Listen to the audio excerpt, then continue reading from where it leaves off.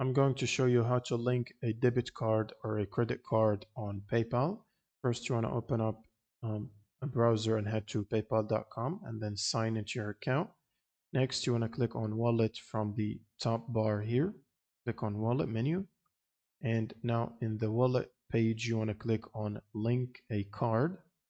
And it should bring up this window right here where you will need to type your card number and your expiration date and your CVV code.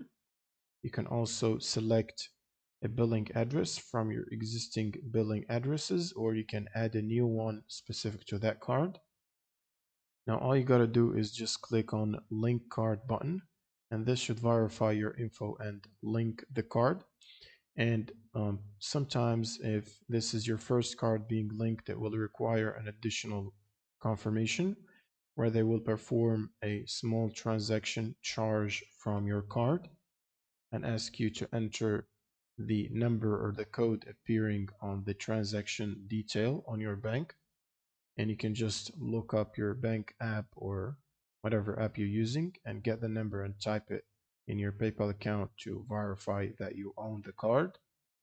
And that's pretty much it for this video. If you have any questions, leave them in the comments below, and see you on the next one.